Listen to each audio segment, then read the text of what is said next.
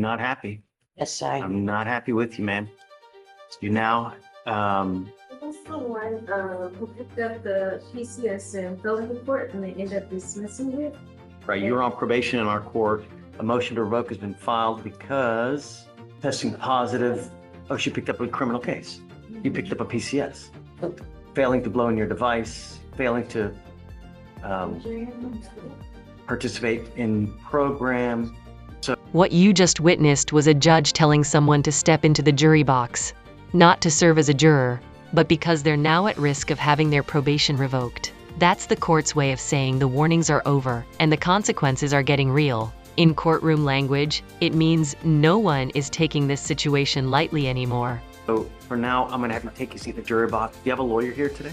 No, sir. Okay, I'm gonna appoint your lawyer today, and then we're gonna talk about how we go forward. Take a Thank seat. you, sir. Box, you're not allowed to leave. Please.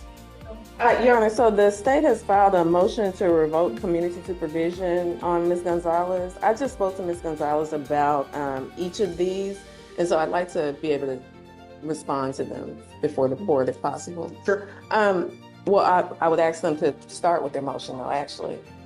So here's the deal. Yes, Your Honor. I have a lot of history with Ms. Gonzalez, a ton of history you don't know about. And we've gone round and round with her testing positive for alcohol, pills, meth, cocaine, alcohol, and it's literally been over and over, and it's been over. And now while she's on this probation, she tests positive for meth. The night she tested positive for amphetamines, meth, and opiates, and on the March 5th, she tested positive for THC. She's also had skips on her device, 12 in February, 5 in January, 8 in December. So I really think, and I warned her at the outset when she got on the probation that it was a problem, that I was going to put her in treatment. And I think that this is truly the only appropriate way to go forward, because we gave her the opportunity to do this on her own, and we multiple times, and it's just not happening. I have signed up for treatment, sir. Ours is better. And I think that that's really the only appropriate course of action. So what I'm going to do is I'm going to amend your conditions to go into treatment. I think that that's, the evaluation is to do HUA. Yes. Oh, go ahead. I'm sorry. In terms of the treatment, Your Honor, is it that you are wanting it to be jail-based treatment, or could it be facility? Well, I usually, It's too late. When we're helping ourselves to test procedure, it's a 3 to 6 month program based on how to respond. Your Honor, I have my father at home by himself, Your Honor, gave you the opportunity, ma'am. May I speak to you Not gonna- openly? Just for a second, Your Honor? No, I've heard it before. You've told it to me time and again, and I've heard it time and again. And I'm sorry, but we gave you the opportunity. You're testing positive for these. Please. So, Your Honor, I think when I spoke to her before, the only thing that we were talking about in terms of possible failed drug tests was a test that I showed from last month for marijuana. And so her explanation for that, Your Honor, is that she has broken her arm in 2 different places. Yes. And pain management issues. Until we were here now, I'm only hearing about these other things. The only reason I bring it up, Your Honor, is because if she is having some type of issue with substances, I support treatment.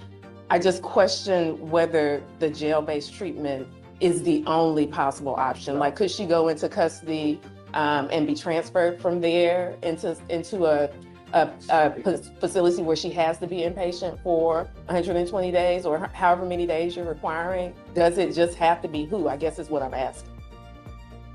Here's the thing. Every time that I've done a TRAS on someone and I've deviated from it, we've paid for it dearly. They've either picked up a new DWI,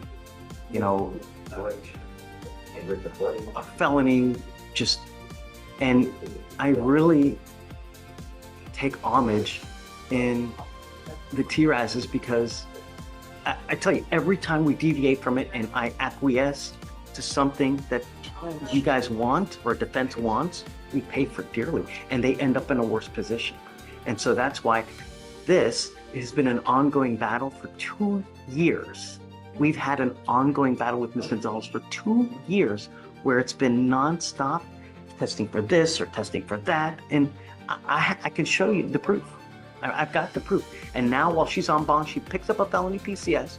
She's testing positive for these things, you know? I would just add the felony PCS was I get it. dismissed I get it. It's my medication. within 5 days of it being filed. So I understand. I get it. But I really want to do what the TRS says. You know? I'm sorry, man, but that's what we're I going can't to do. leave my father, sir. These are things that you think about when you're out there in the free world. We gave you the opportunity, Ms. Gonzalez. I'm not going to argue with you. No, sir, I'm not trying to argue with you, sir. I don't think the drug tests are, you're not, Your Honor, I'm so sorry. I'm not trying to say you're not looking at it correctly, but maybe you're not remembering, sir. I haven't So drank maybe in she wants a 15 years. motion, maybe she wants a hearing on, revoking, actually revoking her probation. Not Because- revoking. So he's not. Not revoking. No, You're just changing the conditions. what I'm saying is, my drug tests, sir, those are my medications that you're calling out, sir. The Adderall. Okay, stop. Yes, ma'am. Just stop.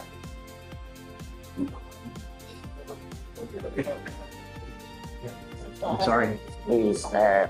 Please, sir. Not going to argue. No. We tried this. Can you please go? His name is Steven. He's around the corner. They're putting me in jail. How long am I going to be here? It's all up to you. If Your Honor, I all will the do treatment- anything. I can't take my dad's not going to have anyone to help him, sir. If we I'm not gonna please argue look. with you, ma'am. No, sir, I'm not trying to argue. Had the opportunity. I haven't drank in 15 years, Thank you, Your Your Honor. Honor. You have to look at my stuff. It's not right. All right. Good morning, Mr. Harris. Morning. Sir, you're charged with unlawful carrying of a weapon. You're facing up to a year in jail and or a $4,000 fine. We are going to do probable cause. You have the right to remain silent. Anything you say can or will be used against you. You have the right to have an attorney present. If you cannot afford one will be appointed to you, sir. Your Honor. On April 16, 2025, officers on patrol observed two males gambling in front of a store. The males were seen throwing dice on the ground and exchanging money. Officers arrived on scene and detained both males. Upon pat down of the defendant, an officer observed an unholstered handgun tucked under the defendant's right armpit. The officer recovered a black semi-automatic handgun from the defendant's possession. Officers observed the defendant to be born on January 8, 2008, making him 17 years old and unable to legally carry a handgun. The officers also observed the defendant to be on probation for an aggravated assault, serious bodily injury. That's different. Yes, sir. If it's just the age, no way, right? But if he's on probation, that makes it a different story. Where is he out of probation?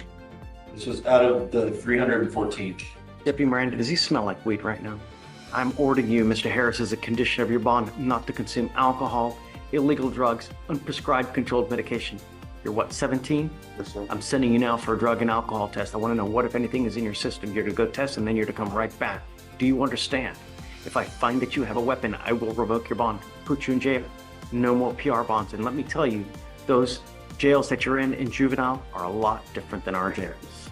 So get a clue. Do you understand? Yes, sir. Okay, take a seat for me momentarily, please. Your Honor, I have Zion Harris on docket. I think this is his first setting. Yes. And so I think we're just looking for bond conditions. Done. He's young. He's on probation for an aggravated assault. What's he doing? Have you talked to him? Is he back yet? He's in school. Yeah. Yes, he is here. Did you test him? Meaning that they test him and that he's basically presumptively positive for THC for marijuana. So I'm going to order him not to use, and I'm going to tell him that I'm testing him in 50 days. If he tests, I'm going to test you again, and it's going to be 50 days from today. If you stop using, it shouldn't show up in your system. If you test positive again, it tells me that you continue to use, and it's not going to go well for you. Do you understand? Yes, sir. What are you doing with yourself these days? Where? I don't know why you're smirking, dude. You're not going well through, you're on felony probation. You've now picked up another case. Your Honor, I just think that's nervousness. I go to JJ, but tomorrow I got an appointment for a GED trade school. That's great.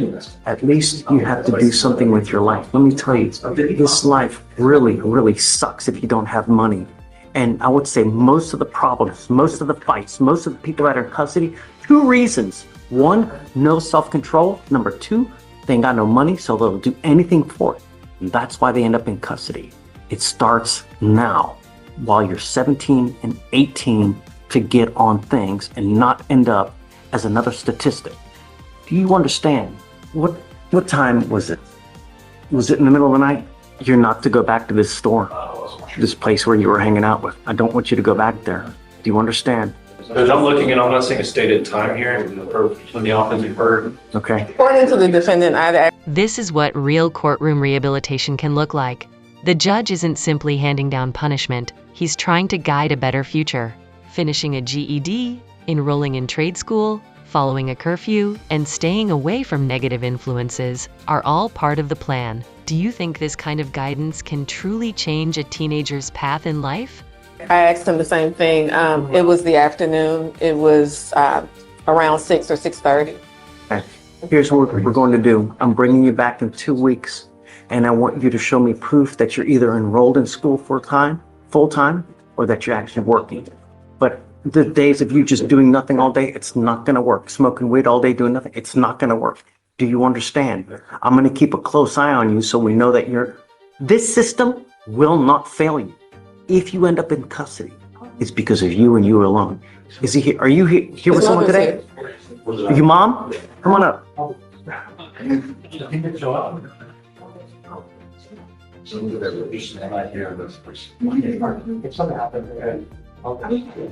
Thank you so much for coming. I just don't want him to end up as another statistic. He's on felony probation. He's picked up a new case. He's testing positive. No more. I'm going to test him 50 days from today. If he continues to smoke, it's not going to end up well. And I'm going to, I need your help with me. I can't do this alone. What does he do all day? But he just got accepted into the GED program to take a trade and a GED at the same time. Right. Okay. What's going to happen with that? Is he going to start that now? I enrolled him tomorrow. Okay. So what's the schedule? Okay. My only other concern is I don't want you out in the middle of the night. Nothing good happens at 2 a.m. when you're 17. So I don't want you out in the middle of the night. I'm going to give you a curfew as well. So what do you think is reasonable as far as a curfew? 7, 8. Oh, I was going to say 9 or 10, but if that's what you want, I'm at your mercy. Whatever you think's appropriate. I think 8 is fine. Okay. That's it. So whatever you think, guys, appropriate, I'm with you. So whatever you think, whatever you want, I'm game. If there are any people that he's not to hang out with that you know about, let us know. We'll make sure that he's not going to hang out with them as well. And then I'm going to put a monitor on you so I know you're not messing around. Do you understand? If your mom tells you something, you must agree. If she says jump, you say how high. You have any problems, just let us know and we'll try to take care of it for you. Okay? It won't cost you a thing. We're going to waive all the fees so you won't have to pay for anything as well. Okay? So this is your primary source of contact. So if you ever have a problem, she can let her know, she'll let me know, and then we'll try to fix any problems. Okay? Don't use. It's not going to go well. Do you understand? Okay? All right. Make me proud, man. All right. Thanks. that's all I have here. My big student. Yes, ma'am. Hey, how are you? Good, how about yourself? All right, I have 2 cases today. One, Jennifer Griffith. This was the case where she lived in Alabama. Yeah, it's here on the docket today. Oh, no, I'm thinking of someone else. Griffin. It's not old, right? No, it's not. What happened, remember, Judge, is she didn't show up on her original court date, and then I came later last week and showed you that the summons for her in Alabama, because she lives there, didn't arrive till afterwards.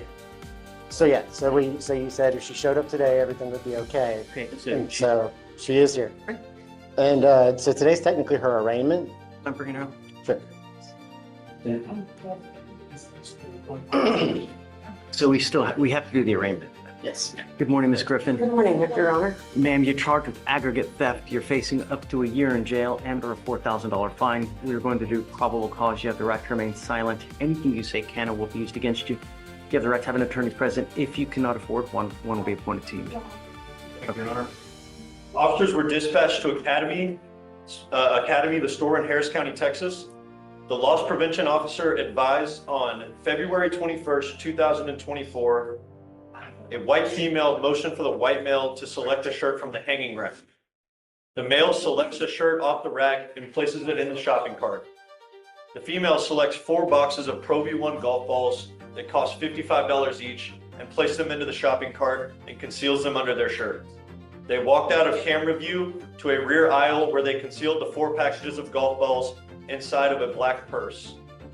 The defendants exited the store passing all points of sale without attempting to pay for the golf balls. The defendants entered several other Academy stores and had stolen golf balls. In one store, Daniel Zimmerman placed the t-shirt on the counter and proceeded to purchase the t-shirt using his debit card for the amount of $21.64. He used his PIN number to complete the transaction. The debit card had his name imprinted on the card. The defendant passed all points of sale with no intention of paying for the 5 packages of Pro V1 golf balls, total value of $275. Sales receipts were provided that showed the debit card made a payment by the male individual. A total of 15 boxes of Pro V1 golf balls were stolen. The total loss for Academy Sports and Outdoors was $825. Ms. Griffin, I'm going to find that there's sufficient probable cause to go forward with your case. I'm now barring you from going to any academy. You understand? Yes, sir. If I find that you do, I will revoke your bond, put you in jail. No more PR bonds. I'm also ordering you as a condition of your bond not to have any contact with the co-defendant in this case, Mr. Zimmerman. That's her fiance, Your Honor. Now, we've given you a lawyer. It is your responsibility to stay in touch with him. Yes, If sir. he tells me that he can't get a hold of you because you're ducking and dodging phone calls, I will issue a warrant for your arrest. No more PR bonds if you become a danger to my city. You pick up a new case. Now for the unexpected ending. A theft case that began over a handful of golf balls has grown into something much more serious. The judge is warning that she could face extradition across state lines if she fails to follow the court's orders. Her fiancé has also become part of the situation. Welcome to Legal Entanglements 101-101, where a minor theft can end up affecting relationships, travel, and an entire future. Do you understand? Yes, sir. So for now, I'm going to have you sign a reset with Jamae. We'll have you take a seat in the juror box while we get your bond conditions. We'll have you sign it, and after that, you'll be free to go. Okay. Because you have a lawyer, I will waive your appearance, meaning you don't have to waste your time coming to court, but you must stay in touch with them. Like I said, if you're gone in Alabama and you're just not remaining in contact with them, I'm going to issue a warrant. And I'm going to tell you, if we have to pick you up in another state, you'll spend quite a bit of time in custody. Yes, You sir. understand? Yes, Your I'm Honor. saying this won't be a problem with her, Judge. She's kept in good contact since we initiated. Okay, good. I hope so. Just don't be a danger. That's all I'm asking. You Absolutely. understand? Yes, sir. Okay. All right. Good luck. Thanks, Colin. Do you mind following those conditions? Just no going to any academy, no contact with co-defendants. My other case was Armin Stewart. I'm sorry. It's okay. No. I want to make sure he follows the conditions. And so Stewart, is she here? He's here, Judge. Great. Shall we get it done? So she's not accepting any offer, and I think they're going to be refiling as a felon in possession case, essentially. The state's going to be dismissing this case, Judge, my understanding. Richard? I'm.